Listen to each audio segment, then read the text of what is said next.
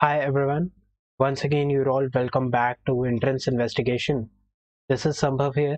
और आज की इस वीडियो में हम लास्ट मिनट रिवीजन सीरीज के पार्ट 3 में कुछ क्वेश्चंस को डिस्कस करने वाले हैं.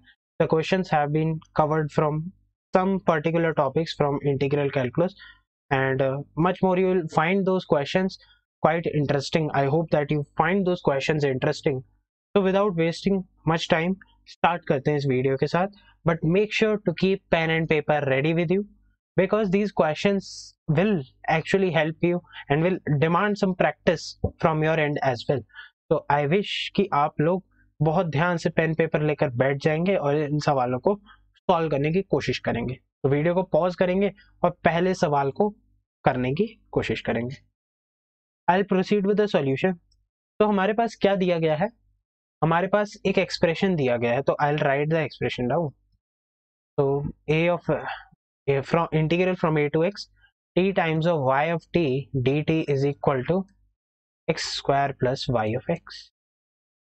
Now y of x को मैं actually y के बराबर लिख सकता हूँ because y is expressed as a function of x. So this is the notation that we can actually use. But to make the thing simple, I'll simply write it as y. Now what I can do is I can just simply differentiate both sides with respect to x. Now why I am differentiating with respect to x? क्योंकि यहाँ पर हमारे पास x as a variable work कर रहा है और उससे हमारा डिफरेंशिएशन इजी हो जाएगा काफी. ठीक है, we have to just simply differentiate it. Now how I can differentiate an integral? तो उसके लिए आपको ध्यान होगा लेबनिज रूल का. f of x to g of x derivative with respect to x, हमारे पास लिमिट्स x में है. ठीक है, और इंटीग्रल की लिमिट लेट्स से हमारा integral of H T D T है. तो how we actually differentiated, that is the concept of Leibniz rule. So this will be equal to g dash of x times of h of g of x, this is the composition of function, minus f dash of x times of h of f of x. तो कुछ भी नहीं कर रहे हैं हम. जहां पर t है, जब हम डिफरेंशिएट कर रहे हैं तो जहां पर हमारे पास t है उसमें हम ये वाली वैल्यू को सब्सटीट्यूट कर रहे हैं और इस वाली वैल्यू का we are taking the derivative and we are multiplying it. Simple as that. That is the Leibniz rule. और इसमें हम नेगेटिव साइन ले रहे हैं. अच्छा, बट जब हम इसमें इस वाले डिफरेंशिएशन को लगाएंगे तो हमें क्या मिलेगा?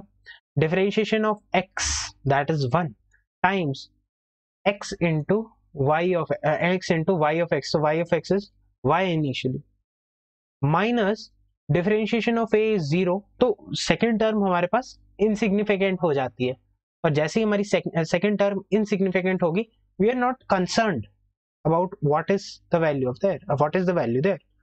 So this will be equal to 2x plus y dash. अब ये वाला जो एक्सप्रेशन है, this expression I'll write it on the next slide. So xy is equal to 2x plus y dash, or I can write it as dy by dx is equal to xy minus 2x. ठीक है, तो ये वाला जो expression है, this is a differential equation and this is a variable separable differential equation. Okay, now since it is a variable separable differential equation, I can actually find some values. I can definitely find its solution. So dy over y minus 2 is equal to x dx, and when I'll integrate it, I'll finally get a natural log of modulus of y minus 2. Keep this in mind. I don't know whether my y is greater than 2 or less than 2, but I have to ensure that my log is actually defined. So y minus 2 has to be positive. So we apply a modulus. So this is the concept of indefinite integration, because sometimes these small concepts can actually determine how we are actually solving. So I'm continuing with the solution over there. So meanwhile, okay, so I get this expression, or I can write my mod of y minus 2 is equal to e raised to the power x square by 2 plus, okay, so plus c. So this is my expression for y. So I'll keep it as 1. But if we look at the question back here, I can understand that none of my options demands a C. There is no C. So we have to actually evaluate what can be the value of C. Now, how we can evaluate the value of C? So for this, I'll again take the help of this equation because nothing else is actually given in the problem. So we have to go for it only. And in the time when I'll go for it, I'll take up this, I'll write it integration of a to x t times of yt dt. So this is simple as that is equal to x square plus y. Okay, now I'll put x to be a. What I'll get? I'll get this as a square plus y at a. So this y at a denotes if my y is a curve. So y at a is actually the value corresponding to the x value of a. So this is y of a. Okay, so don't confuse whether it is multiplication or not. It has not been mentioned. Had it been multiplication, it had been written in this format. But this is actually this. So this denotes function. Okay, so here we get. Okay, so this is another interesting thing that we need to ponder upon. जब हमने ये वाली चीज लिखी, now what is the value of integration a to a f of x dx? It is 0. क्यों? क्योंकि integrate definite integral क्या है? Area under the plot from point A to B. A to B के लिए क्या होता है? हमारे पास अगर ऐसा कोई कर्व है तो ए से बी के लिए definite integral will show the area under the plot. Now अगर मेरा B is very close to A, what will be the area? 0, because it is just line and line has no area. Okay, so this thing will be 0 and this thing is equal to a square plus y, and y is when x is a. So this implies that y at x equal to a is minus a square.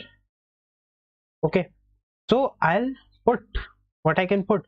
I'll put x as a in order to determine c in this very equation. So I'll write it over here. So y minus 2 mod. Now many of the students will actually understand why modulus was important, because minus a square is negative and minus 2 will again make it negative, but we actually demand a positive value as an output from so that we can define the logarithm. So this thing actually becomes very important, is equal to e raised to the power x square by 2 plus c. So c is there itself. Now at x is equal to a, I actually demanded a particular solution, so y is equal to minus a square. So I got my expressions and I can simply solve it again. So this is minus of a square minus of 2 entire modulus is equal to e raised to the power a square by 2 plus c. Now I can actually calculate the value of, or instead, because I will actually demand what is the value of e raised to the power c only, because I can this thing I can write as y minus 2 mod is equal to e raised to the power x square by 2 times of e raised to the power c. अगर मैं e raised to the c भी निकाल लेता हूँ, I am more or less done. और जब मैं ये काम कर सकता हूँ तो मैं क्यों c निकालूंगा, क्यों मैं log लूंगा, जब मैं simply इसका आंसर निकाल सकता हूँ. So I'll calculate e raised to the power c for my convenience only. So this becomes a square plus 2. What is my e raised to the power c? This is equal to a square plus 2 times of e raised to the power minus a square by 2. And I'll replace, okay, so I'll add a new slide, yeah. So I can actually replace it in this equation. So my y minus 2 mod is equal to e raised to the power x square by 2 times e raised to the power c. So this is times of a square plus 2 into, okay, so just wait, a square by a square plus 2 times of e raised to the power minus a square by 2. So this is e raised to the power x square minus a square by 2 times of a square plus 2. This is equal to y minus 2 entire mod. Now I have to check whether my y will be positive or negative. So accordingly I can actually evaluate this entire expression. Now this is actually my solution. So y, if I assume that my y is positive, so y is equal to 2 plus a square plus 2 times of e raised to the power x square minus a square by 2. This must be an answer. Let me think if I have an answer like this. Okay, so I have negative answers. So I have to actually define why this expression has to be negative. Okay, so in this scenario, if my y is greater than 2, this is my expression. Now what if my y is less than 2? Because the possibility can be any, there can be any other possibility. So in that scenario, my modulus will, this is when y is greater than 2, greater than equal to 2. But what if y is less than 2? I'm writing it in this manner.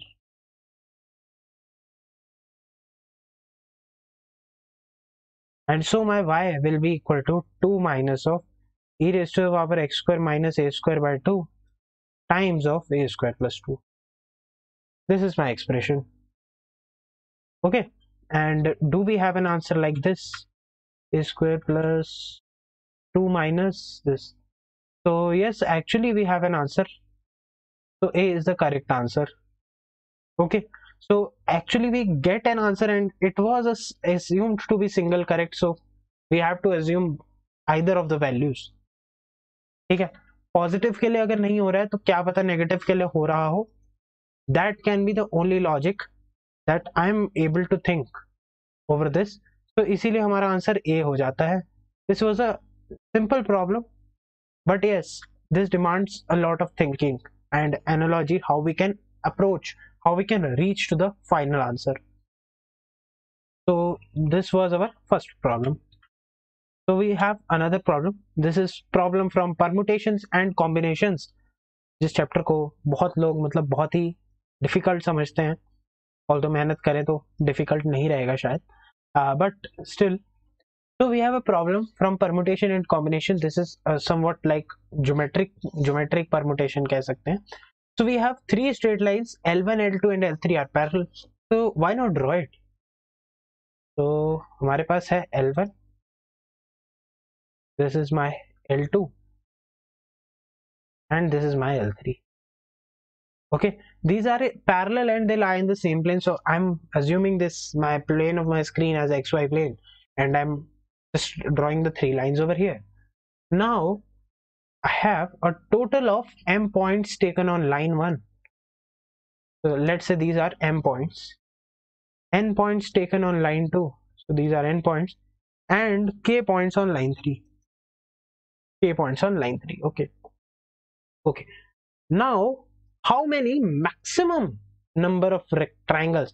Now note this word. We have been asked how many maximum number of triangles are there whose vertices are at these points.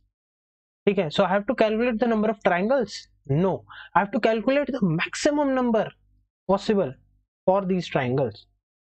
Now what is the difference? Actually there is no difference, but yes, we can only calculate maximum number. We cannot judge कि हमारे पास कितनी triangle बनेंगी exactly, but we can judge कि हमारे पास maximum कितनी triangles बनेंगी. Let me tell you how. ठीक है, सबसे पहला सिनेरियो कि हमारे 3 पॉइंट इसी लाइन पे आ जाएं. ठीक है, तो उसमें ट्राइंगल नहीं बनेगी. सिमिलरली तीनों पॉइंट इस लाइन पे आ जाए तो ट्राइंगल नहीं बनेगी, और तीनों पॉइंट इस लाइन पे आ जाए तो ट्राइंगल नहीं बनेगी. ट्राइंगल कब बनेगी? जब यहाँ पर एक पॉइंट है, यहाँ पर एक पॉइंट है, और इसी पे ही कोई दूसरा पॉइंट है, या यहाँ पर एक पॉइंट है. तो इसी तरीके से हमारे पास कोई 3 पॉइंट चूज करने पड़ेंगे. हमें टोटल में से कोई 3 पॉइंट चूज करने पड़ेंगे. ठीक है, बट हमारे पास यहां पर एक लाइन पे नहीं होने चाहिए. This is the simplest answer to this question, but this gives me a number but not the feel why this will give me maximum. तो मैक्सिमम के लिए एक सिनेरियो ऐसा भी हो सकता है कि हमारे पास ये 3 लाइन है L1, L2 और L3, और मेरा एक पॉइंट है M, दूसरा मतलब M पे, मतलब M में से कोई एक पॉइंट है, लेट्स से A, ये B पॉइंट है और ये C पॉइंट है, और ये तीनों पॉइंट खुद को लीनियर हो जाएं. तो ऐसे सिनेरियो में मेरे पास ट्रायंगल नहीं बनेगी, पर जब भी हम मैक्सिमम नंबर निकालेंगे, we are not suppose to calculate this, we are not suppose to find why this is actually happening. ठीक है, क्योंकि मैक्सिमम, जब भी मैक्सिमम का केस होगा तो this will automatically ensure that this condition will never come. और जैसे ये मैक्सिमम नंबर ऑफ ट्रायंगल्स के कंडीशन कभी आएगी ही नहीं, so we are not sorry, उसमें ये कभी आएगा ही नहीं, so we are not actually worried why this is happening. तो अब तो बहुत सिंपल केस है कि ये वाला केस हो ही नहीं रहा है, तो वी आर नॉट कंसर्न्ड। अगर हमें नंबर ऑफ ट्रायंगल्स पूछा होता, I would say that information is insufficient. क्यों? क्योंकि हमारे पास यहां पर ऐसा सिनेरियो बन सकता है जहां पर 3 पॉइंट एक लाइन में आ जाए, बट क्योंकि उसने मैक्सिमम कह दिया तो information is actually sufficient, and since the information sufficient we can definitely approach for the answer now. ठीक है, so I will take a new slide for this. Yeah so our thing is actually very simple now. So I have a line L1 and L2 and L3. So this is my M points on this line, N points on this line और K points on this line. ठीक है, अब तो हमें कुछ भी नहीं करना है, हमें कुछ 3 पॉइंट चूज करने हैं पहले तो M plus N plus K C3। ठीक है, पर हमें ये इंश्योर करना है कि ये एक लाइन पे ना आ जाए तीनों पॉइंट, और ऐसा ही सिनेरियो इसके लिए ना हो, और ऐसे सिनेरियो इसके लिए ना हो। तो दिस इज अवर आंसर। तो this will give us maximum triangles. Okay, so keep a note. ठीक है, हम मैक्सिमम निकाल सकते हैं। अगर हमें कहता कि find the number of triangles, तो information is actually sufficient, sorry insufficient. But अगर आपको लगे कि आपको आंसर निकालना ही पड़ेगा, तो आप मैक्सिमम की कंडीशन अज्यूम कर सकते हैं। ठीक है, ऑल्दो अगर मतलब सवाल एग्जाम में आता है तो दैट विल इनिशिएट कि why this maximum is coming, how this maximum, they will give us some condition जिसमें वो मैक्सिमम का ही कंडीशन बने। ठीक है, so that is left to the examiner, but we are here to understand how these things are actually happening, and that is what is my concern from this question. Okay, so काफी discussion हो गया इस question पे, so we can move to the next problem. Okay, so this question is from binomial theorem. Particularly not only binomial theorem, it will involve some concepts of limits as well. So this is a good question again. So I have to find the value of limit n tending to infinity, sigma r1 to n, sigma k1 to r minus 1, NCR 1 by 5 raised to the power n. Okay, so I think I must adjust it over here. So yes, so this is my 1 by 5 raised to the power n times of NCR times of RCK 3 raised to the power k. ठीक है, तो चलिए start करते हैं। सबसे पहले हम इन्हीं चीज़ों को थोड़ा सा सिंप्लीफाई करना चाहेंगे ताकि we can approach it in a simple manner. ठीक है, एनसीआर आर पे डिपेंडेंट है और यहाँ पर है हमारे पास वेरिएबल के, so this can come out of this 1 by 5 raised to the power n, constant है n, हमारा क्या है n, यहाँ पर हमारे पास कुछ कांस्टेंट है, so this will come out of this sigma. So this thing can actually be written as this. So limit n tending to infinity sigma r equal to 1 to n 1 by 5 raised to the power n times of NCR. ठीक है, actually I'm just making things simpler for the students to understand. RCK 3 raised to the power k. ठीक है, तो आप इसे अलग से analyse करेंगे और फिर इस सारे एक्सप्रेशन को अलग से एनालाइज करेंगे। ठीक है, तो पहले हम इसी का एनालिसिस कर लेते हैं। ठीक है, so let us try to analyse it over here. So sigma sorry k equal to 1 to r c k 3 raised to the power k। तो जिन लोगों ने अच्छे से पढ़ाई की है उन्हें इसमें थोड़ा सा जनरल टर्म जैसा फील आ रहा होगा कि अगर मैं इसे आर सी के 1 raised to the power r minus k times 3 raised to the power k लिख दूं, तो ये कहीं ना कहीं बायनोमियल का जनरल टर्म जैसा कुछ बन रहा है। Okay, so I have to also ensure that ये r-1 है, क्योंकि हमारे पास सवाल में r-1 है, तो my k is from 1 to r-1। Okay, पर ये वाली चीज बाइनोमियल है जब k का वैल्यू होगा फ्रॉम 1 टू r, ठीक है। मत पर हमारे पास ये ऐसे दिया हुआ है r-1 तक, तो हमें क्या करना पड़ेगा, हम इसे ऐसे कर सकते हैं, इसको इस तरीके से लिख लीजिए, आर सी के 1 raise to the power r minus के 3 raise to the power k minus the rth term, r plus 1 term, क्योंकि बाइनोमियल होगा तो r प्लस 1 टर्म ही आएगा हमारे पास। ये तो टोटल r टर्म्स है, तो r प्लस 1 टर्म आएगा, ठीक है। Okay, so there is a bit of, अच्छा, जीरो से स्टार्ट हो रहा है कि 1 से स्टार्ट हो रहा है, ये भी देखना पड़ेगा। 1 से स्टार्ट हो रहा है वो। ओके, सो हमारे 1 से स्टार्ट हो रहा है, तो हमारे पास r माइनस, और हमें जीरो टर्म जहां पर जीरो की कंडीशन है, k जीरो की कंडीशन, तो t when k is equal to 0 उसको भी हटाना पड़ेगा, ठीक है। तो मैं इनडायरेक्टली इन दोनों का सम कर देता हूँ। तो बेसिकली वैसे तो ये दोनों, अच्छा, when t where k is equal to r, ये वाली कंडीशन भी लिख देते हैं, t when k is equal to r, t when k is equal to r, ठीक है। तो हमें इसको एक्सप्रेशन को सिंप्लीफाई करना है। So now this is actually very simple to illustrate.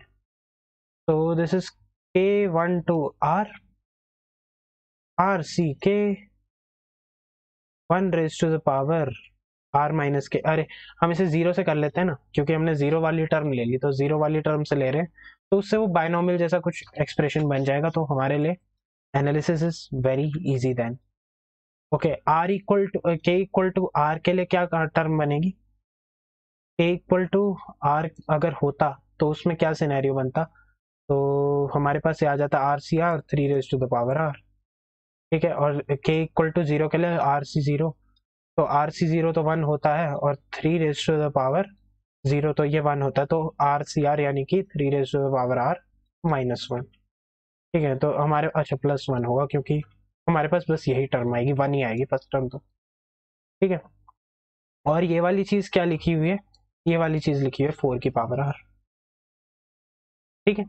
तो ये हमारे पास, क्यों, समझ लीजिए, 1 plus 3 raise to the power r का सिग्मा, ये this can be written as sigma k equal to 0 to r 1 raise to power 1 r minus k and 3 raise to r k, yes. ये binomial से आया, तो इसीलिए binomial का सवाल था, और काफी अच्छा सवाल है अपने आप में, ठीक है। तो इस तरीके से आ गया। Now this is actually constant, तो मैं इसको यहाँ पर इसके वैल्यू को सिंप्लीफाई करके लिख सकता हूँ। तो this is okay, so wait a minute, तो हम इसे, अब ये हमारे सिग्मा का वैल्यू आ गया ना पहले वाले का, तो मैं इसे साफ से लिखना चाहूंगा, तो ये आ जाएगा limit n tending to infinity. अच्छा, ये 1/5 रेज टू आर एन भी कांस्टेंट है, तो ये भी बाहर चला जाएगा ना, क्योंकि r पे डिपेंडेंट नहीं है। 1/5 raise to the power n and sigma r1 to n nc r, और हमारे पास क्या एनसीआर ही है ना बस, और बाकी ये वाला expression, so 4 raise to power r minus 3 raise to power r, 4 raise to r minus 3 raise to the power r। अरे कहाँ है, अच्छा, एक तो बहुत सारा हो गया है ना, तो मतलब दिख नहीं रहा है, तो सॉरी फॉर दैट, -1, ठीक है, ये बन गया। ओके, सो हमारे पास सब ये सिचुएशन बन गई है, तो अब हम इसे अगेन लिख सकते हैं, limit n tending to infinity 1/5 raise to power n sigma r1 to n nc r 4 raise to the power r, ठीक है, minus sigma r1 to n, अब तो n तक ही है, तो अब थोड़ा सा मतलब रिलैक्स हो सकते हैं शायद। अब अगेन r0 वाली कंडीशन नहीं है, तो वो थोड़ा मतलब दिक्कत कर सकती है, ऑल्दो नहीं करेगी मेरे हिसाब से एनसीआर, ठीक है। तो हमारे पास ये कंडीशन दी हुई है, अब हमें इन्हें अगेन सिंप्लीफाई करना है। तो जब अच्छा ये वाली चीजें ऐसे रिटेन आ जाएंगी, limit n tending to infinity, and this expression can be written as 4 + 1 whole raise to the power n -1। क्यों? 0 पे तो वैल्यू 1 ही होगा ना, ठीक है। r0 की वैल्यू मैंने कैंसिल कर ली, मैं ब्रैकेट में लिख लेता हूँ माइनस। सिमिलरली यहाँ पर आ जाएगा 4 raise to the power n t + 1 -1, ठीक है। तो ये और ये तो वैसे ही कैंसिल हो जाएंगे, तो more or less we are actually done. और इसका वैल्यू क्या आ जाएगा, माइनस ऑफ, अच्छा 0 से लेकर ये हो जाएगा 2 raise to the power n -1।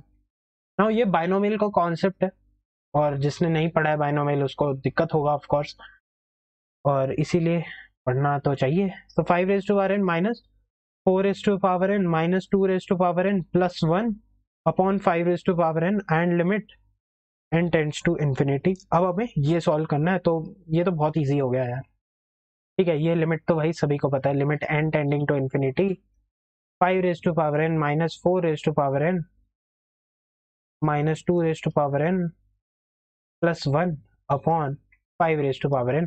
ऐसा कर लो, न्यूमरेटर से 5 raise to power n common ले लेते हैं, तो 5 raise to power n upon 5 raise to power n limit n tending to infinity, ये कॉमन ले लिया तो 1 minus 4/5 raise to the power n minus 2/5 raise to the power n plus 1/5 raise to the power n। इसको ऐसा लिख सकते हैं। अच्छा, ये वाली टर्म्स है लेस देन 1, तो बहुत ही बड़े नंबर पर some term that is less than 1 उसका exponent will tend to 0, so a raised to power x limit x tending to infinity is equal to 0 when a is less than 1 and greater than 0। तो इसलिए ये term हो जाएगी 0, ये हो जाएगी 0 और ये भी हो जाएगी 0, और ये तो हो जाएंगे cancel. So limit n tending to infinity we are more or less left with this, so this value is 1। तो ये हमारा आंसर है। तो ये भी एक अच्छा क्वेश्चन था, क्योंकि इसमें बहुत सारे कैलकुलेशन वो सब मतलब पास आउट हो सकते हैं, ठीक है। मैं खुद मतलब बैठ गया था कि भाई क्या हो रहा है, ठीक है। मतलब ऐसा मतलब डिफिकल्ट नहीं है क्वेश्चन, देख लो क्वेश्चन इज वेरी इजी, ठीक है। कुछ भी नहीं किया हमने, बस मतलब कैलकुलेशन बढ़ा दी है क्वेश्चन में, जिसकी वजह से हमारा थोड़ा सा मतलब वो हो जाता है मेंटली, मतलब इंसान को लगता है कि यार कैलकुलेशन है, कौन करे, कैसे करेंगे, ठीक है। और मतलब हाँ ऑफ कोर्स ये 1-2 मिनट वाला सवाल नहीं है, ये थोड़ा सा टाइम तो लेगा, पर अगर सारे क्वेश्चन अब 1-2 मिनट के हो गए तो मतलब फिर कैसे चलेगा ना। उनको भी तो मतलब वो थोड़े चाहते हैं कि आपके पूरे मार्क्स आए, वो तो मतलब आपको पूरी परसेंटाइल देते हैं पर मार्क्स थोड़े देते हैं, तो मतलब वही बात है। तो उस हिसाब से मतलब कर सकते हैं, थोड़ा कैलकुलेशन फास्ट हो तो, ठीक है। Although I went a bit slow just because I wished कि आप लोग भी ध्यान ध्यान से देख सकें, ठीक है। तो meanwhile we have done with this question and we have our next question in hand, and that is variance of 50 even natural numbers। तो जिन लोगों ने मेरा स्टैटिस्टिक्स का रिवीजन चेकलिस्ट नहीं देखा तो वो देख लीजिए, ठीक है। तो वेरिएंस निकालना है हमें फर्स्ट 50 इवन नेचुरल नंबर्स का। तो वेरिएंस क्या होता है हमारा, डेविएशन फ्रॉम मीन का स्क्वायर।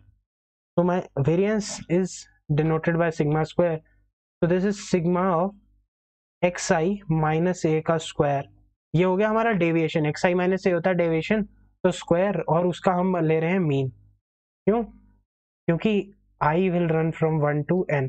हम 50 टर्म्स पे अपना एनालिसिस कर रहे होंगे, जैसे यहाँ पर this is the definition of variance, this is standard definition कि वेरिएशन कितना है, डेविएशन कितना है, उसका स्क्वायर डिवाइडेड बाय n, ठीक है। और जो लोग फॉर्मूला बेस्ड इसे याद करते हैं तो उनके लिए मतलब ये फॉर्मूला भी वही सेट बैठता है। तो x i square by n minus a is my mean, so I will write it as x bar. तो a square by n plus a square by n minus 2a sigma x i by एन, ठीक है। यहाँ पे sigma भी है, तो this term will reduce to sigma x i square by n, and this sigma x i by n will actually be equal to mean, that is sum of observations, and a square by n एक बार, दो बार, तीन बार, n bar, so this thing actually reduces to a square and this thing actually reduces to 2a square, ठीक है। तो okay, सो ये plus है, ठीक है। तो ये वाली चीज हमारे पास बन जाती है सिग्मा, तो हमारा variance sigma square is equal to sigma of x i square by n minus sigma x i by n whole square या मीन का स्क्वायर। ठीक है, ये हमारा वेरिएंस का फॉर्मूला ऐसे आता है, तो जिसको नहीं पता था उसकी इंफॉर्मेशन के लिए था। ठीक है, ऑल दो मतलब स्टैटिस्टिक्स में इतना प्रूफ नहीं पूछा जाता, डायरेक्ट फॉर्मूला भी लगा सकते हैं, बट यस अगर आपको कई बार मीन दे दिया और आपको फिर 2-4 वैल्यूज के लिए निकालना हो, सो you will not continue squaring and doing all that stuff. You can simply write it. Okay. So meanwhile, what I have to do, I have to find the variance of first 50 even natural numbers. So that is 2, 4, 6 से लेकर के 100. ठीक है, यही होंगे ना first 50 even natural numbers, और are they 51 in number? So okay, so this must be 98 I guess. ठीक है, 50 first 50 even natural number. So let us check. Okay, so 2 plus, जब भी कंफ्यूजन हो ऐसे चेक कर लो। ठीक है, ये n का वैल्यू हमारा कितना आ रहा है, नंबर ऑफ टर्म्स देखनी है ना हमें, तो last term minus first term, क्योंकि एपी है तो मतलब मुझे कंफ्यूजन होता है तो मैं ऐसे चेक कर लेता हूँ। तो n का वैल्यू इसमें 49 आ रहा है, तो फर्स्ट 50 नेचुरल नंबर 100 है। मैं कभी कभी कंफ्यूज हो जाता हूँ, ऑल दो मतलब ये शर्म की बात है कि कंफ्यूज होना नहीं चाहिए इसमें, बट अगर कभी कंफ्यूज हो, मतलब हो सकता है कि मेरे जैसे और भी लोग हों जो कंफ्यूज हो जाएं, तो for them I can say that ये 50 टर्म्स ऐसे आ गई। ठीक है, now I have to calculate the variance. तो my variance sigma square is equal to sigma i from 1 to n x i square by n। अच्छा, n तो हमारे पास 50 है, अच्छा 50 टर्म्स है और कॉमन डिफरेंस 2 है। ओके, तो x i square by n minus, तो x i can be written as twice of something this 2। ठीक है, तो ट्वाइस ऑफ आई ऐसे कुछ लिख सकते हैं हम, है ना। ठीक है, x I is our actually twice of I, right, तो हम इसे ऐसे डिफाइन कर रहे हैं। ओके, और हमारे पास मीन क्या होगा इन सारी ऑब्जर्वेशंस का, दैट विल बी 50। ठीक है, मीन तो 50 होगा ना इसका, और परहैप्स आई थिंक जरूरी नहीं है एक्चुअल में 50 हो। ठीक है, so I will just make things clearer. I want, क्योंकि एक्चुअल में एपी और वो सब मिक्स हो रहा है, तो इसीलिए हमारे पास कंफ्यूजन नहीं होना चाहिए कोई। सो एक्स आई बाय एन, ठीक है, एन का वैल्यू 50 है फॉर श्योर, तो हम 1/50 सिग्मा आई 1 to n और 50 2i का स्क्वायर कर देते हैं, माइनस सिग्मा आई 1 to 50 4/50 का स्क्वायर। अभी बहुत सारी कैलकुलेशन हो रही है और ये आई स्क्वायर बन जाएगा। ठीक है, तो बहुत सारी कैलकुलेशन करने के बाद, एक्चुअली मुझे पसंद नहीं है इतनी सारी कैलकुलेशन करना, क्या बताऊं, पर यस करनी चाहिए, नो डाउट। ठीक है, ओके, सो दिस इज 4/50 और ये भी कितना बन गया 4/50 का स्क्वायर। ओह माय गॉड, बहुत सारी कैलकुलेशन हो गई है। तो यहाँ पर आ गया sigma i 1 to 50 i square. तो ये देख लो, मतलब हमारे पास we are on the same page actually.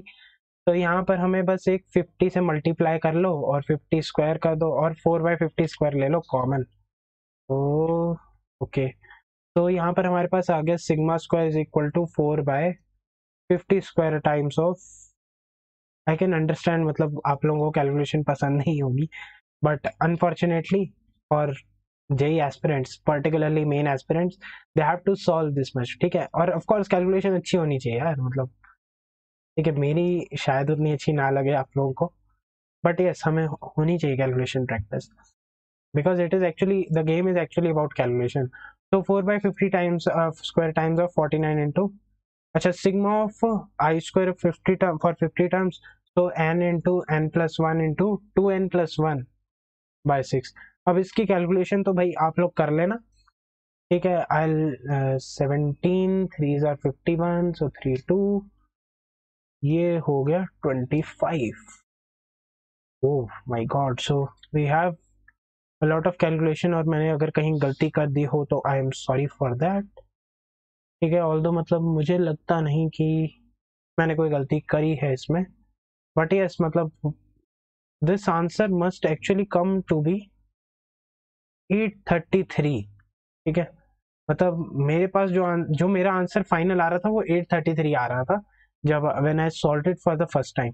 अब हमें ये कैलकुलेशन देखनी पड़ेगी, कहीं एरर हुई होगी, but I have explained the concept, तो आप लोग खुद कैलकुलेशंस, ओके सो 4/50 49 किया तो सब सही लग रहा है, कुछ मतलब कैलकुलेशन एरर है वो देखना पड़ेगा, बस 1 मिनट रुको। 2i/n, ठीक है, तो कैलकुलेशन में कुछ फॉल्ट हो गया है जिसकी वजह से सवाल में गड़बड़ हो गई। अरे यार इसका वैल्यू तो 50 आएगा ना, 50 स्क्वायर 2500 इंटू 50 है ना, ठीक है, तो वेरिएंस मतलब मीन तो 50 ही होगा ना उनका, ठीक है। तो आप लोग देख लेना, the answer must actually come to be this, ठीक है, so you can check it out. Okay, so meanwhile I guess I can proceed. Okay, so you can guess with the calculations. Okay, so I have to find the negation, so this is from mathematical reasoning.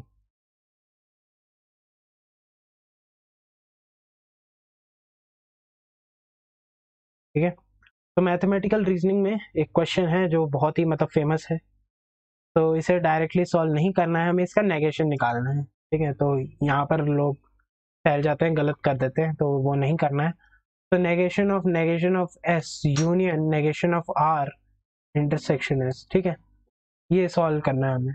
This is equivalent to, तो बहुत simple है, कुछ भी नहीं करना है, हम पहले बाहर वाले नेगेशन को सेट या अंदर वाले को सेट कर लेते हैं, ठीक है। नेगेशन ऑफ एस, अच्छा यूनियन कर रहे हैं तो यूनियन नेगेशन ऑफ आर, या बाहर वाले को ही सेट कर लेते हैं ताकि थिंग्स बिकम इजियर। तो this is negation of S, तो ये S intersection negation R intersection, ठीक है। I am saying it intersection, तो एंड और आप अपने आप समझ लीजिएगा क्योंकि मुझे आदत हो गई है वैसे। तो S and I have to just simplify this expression now. So negation of r will be r or negation s. So what is the value of s intersection r union negation s? So what is r union negation of s? So let me draw it over here. Actually अगर हम सोचें तो s intersection of negation of s तो 0 हो जाएगा, ठीक है, sorry. तो इस हिसाब से अगर हम देखें, ध्यान से देखें, तो r यूनियन, ये s है ये r है, तो r union negation of s, तो r union negation of s ये आ जाएगा, और इसका इंटरसेक्शन विद s, तो इसका इंटरसेक्शन विद s तो यही वाला पार्ट है, तो जब इसका इंटरसेक्शन ऑफ s यही वाला पार्ट है तो इसका आंसर हो जाएगा s इंटरसेक्शन या s और एंड r, तो हमारा आंसर यही होगा। तो D is the correct answer. This is from mathematical reasoning, a simple thing to do, ठीक है। Okay, so we have another problem, and this is okay, so this is another simple problem from 3D. A plane meets the coordinate axis in ABC such that the centroid of the triangle ABC is the point 1 comma r square. This is the centroid of the triangle ABC. Now we have also been given that the plane passes through point this if r is equal to, ठीक है, तो हमें r की values निकालनी है, ठीक है। तो ये एक मल्टी करेक्ट टाइप का क्वेश्चन है। तो plane meets the coordinate axis at A B C, so let me just give a just, यहाँ पर एक प्लेन 3 पॉइंट से, हमारे पास 3 पॉइंट से प्लेन बन रहा है, ठीक है, और ये जो ट्राइंगल है, let's say this is okay, सो ये x ले लो, ये y ले लो और ये z ले लो, तो z पे इसका ये c है, ये a है और ये b है, ठीक है। तो I can actually evaluate what is the value of centroid, ठीक है। तो ये वाला पॉइंट है a00, ये वाला पॉइंट है 0b0 और ये वाला पॉइंट है 00c। तो जब हमारे पास ये सारी वैल्यूज आ गई तो क्या हम इसका सेंट्रॉइड नहीं लिख सकते, इस ट्राइंगल का सेंट्रॉइड लिख सकते हैं a+0+0/3, 0+b+0/3, c+0+0/3, तो ये आ जाएगा a/3, b/3, c/3, और इस ये पॉइंट है इक्विवेलेंट टू 1r²। तो इससे हमें ए बी सी में एक रिलेशन मिल गया, यानी कि a का वैल्यू होगा 3, b का वैल्यू होगा 3r और c का वैल्यू होगा 3r², ठीक है। तो अब हमारे पास a, b और c का वैल्यू आ गया है, तो हम प्लेन लिख सकते हैं कि कैसे बनेगा। तो ये हो जाएगा x by a plus y by b plus z by c equal to 1। तो x का वैल्यू हो अच्छा, तो x by 3 plus y by 3r plus z by 3r², इसका वैल्यू आएगा 1। ठीक है, and this plane passes through this point. So point क्या है, 4 कॉमा, तो 4 comma -18 sorry -8 by 3r plus 15, right, 4 8 -8 15 bye 3r², इसका वैल्यू आएगा 1। ओके, यही होता है। तो इस हिसाब से हम अगर ध्यान से इस इक्वेशन को सॉल्व करना पड़ेगा हमें, तो यहाँ पर r² कर लो और इसको r² कर लो और इसको r² कर लो, तो यहाँ पर आ जाएगा 4r² minus 8r plus 5 is equal to 3r²। और अवर r² माइनस 8r प्लस 5 का वैल्यू आएगा 0।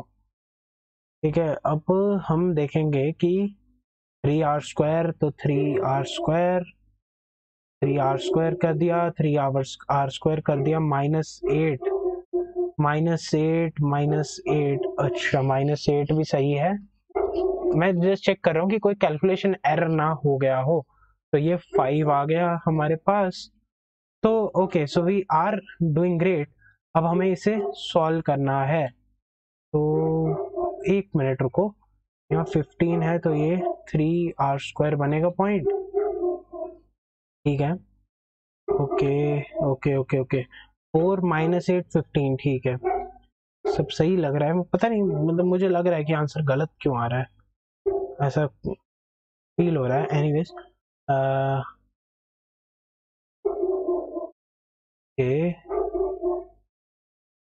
ओ ओ ओके ओके ओके, इसको कैंसिल मत करना, ये 3r² है ना, तो ये 15 ही रहने दो इसे। मैं वही सोचूं कि आंसर क्यों, मतलब वो बेसिकली फैक्टर्स नहीं बन रहे थे ना। ठीक है, फैक्टर्स नहीं, अजीब से फैक्टर बन रहे थे, और आर हमारे पास ऑप्शंस के हिसाब से, तो यहाँ पर थोड़ा कैलकुलेशन एरर हो गया था, ह्यूमन एरर। तो इसको 15 कर लेना। ठीक है, तो ये आ जाएगा r-5 times of r-3, of course यहाँ नहीं है, तो r का वैल्यू आ जाएगा 5 या 3। आई डोंट नो यार, जितनी कैलकुलेशन एरर्स क्यों हो रही है। आंसर हो जाएगा बी एंड सी। ठीक है, although this is not expected, but yes, calculation errors हो रही हैं unfortunately. Okay, so we have this problem. This is again a problem that is from the chapter 3D. So if theta is the angle between the line, so I have a line that actually has the point -1 1 2. So there is a point -1 1 2 on this, and it is in the direction of 3 2 and 4. ठीक है, and the plane, so I have a plane, तो हमारे पास ये line है यहाँ से कहीं से, और लेट्स से ये थोड़ा पीछे से आ रही है और यहाँ पर कहीं पे इस पॉइंट पे कट कर रही है। ठीक है, and I have a plane, सो मैं प्लेन को ब्लू में दिखा देते हैं, दिस प्लेन की इक्वेशन। तो प्लेन की इक्वेशन को पाई से रिप्रेजेंट भी करा जाता है। तो our plane equation is 2x plus y minus 3z plus 4 is equal to 0। Okay, तो हमारे पास angle between line and plane हो गया ये वाला एंगल। अब हम इसे कैलकुलेट कैसे करें? ठीक है, इसको कैलकुलेट करने के लिए हमें कहीं ना कहीं ये कॉन्सेप्ट लगाना पड़ेगा कि अगर ये एंगल थीटा है और ये हमारा नॉर्मल का डायरेक्शन है, तो नॉर्मल के डायरेक्शन वेक्टर हो जाएगा 2 1 -3। ओके, तो ये वाला जो एंगल होगा this will be 90 minus theta. हमें क्या निकालना है? थीटा। तो हम क्या करेंगे, इन दो वेक्टर्स का डॉट प्रोडक्ट कर लेते हैं, तो उससे हमें cos ऑफ 90 मतलब 90 माइनस थीटा मिल जाएगा, जिससे हम आगे अप्रोच कर सकते हैं। So what I can do is I can simply take the dot product of these two vectors and I can equate it in okay, so this thing I'll take first of all, so a dot b, okay, I'll consider this as a, this is my b, so a dot b will be equal to 6 plus 2 minus 12, so this is equal to minus कितना 4। ठीक है, तो -4 is equal to mod of this, okay, so modulus vector से अब हमें देखना पड़ेगा mod this cos of 90 minus theta. तो कॉस ऑफ 90 माइनस थीटा को हम वैसे साइन थीटा भी लिख सकते हैं, तो why not write it like that. So -4 is equal to mod of this, अच्छा मॉड ऑफ दिस तो 2 1 3 तो 9 1 10 और 4 14, तो we can write this first vector का स्क्वायर रूट 14 और दूसरे का 9 4 13 और 16 और 13 हो गए रूट 29, ठीक है। और ये आ गया कॉस ऑफ 90 माइनस थीटा, ठीक है। तो कॉस ऑफ 90 माइनस थीटा का जो वैल्यू आ रहा है वो आ रहा है 4 upon square root of 14 square root of 29 पर, यानी कि अच्छा इसका मतलब है कि साइन ऑफ थीटा का वैल्यू आ रहा है -4 upon square root of 14 square root of 29, ठीक है। इसका मतलब हमारा थीटा क्या हो गया, ग्रेटर देन 180 डिग्री हो गया, जो कि एक्चुअली पॉसिबल नहीं है। तो क्या थीटा नो सॉल्यूशन है? नहीं। वो कौन सा थीटा मेजर कर रहा है? वो थीटा को ये वाला एंगल मेजर करने लग गया है, जिसकी वजह से हमारा आंसर आ रहा है गलत। और हमें उसे सही करने के लिए क्या करना पड़ेगा, एक मॉडुलस लगा लो, ठीक है, या हम इसे 360 से माइनस कर दो या कुछ भी कर दो, ठीक है।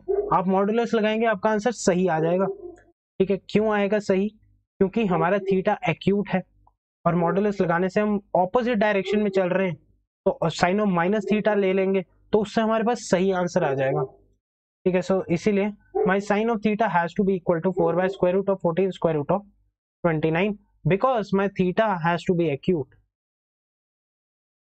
ठीक है, for correct answer only, okay। So once I have sin theta as 4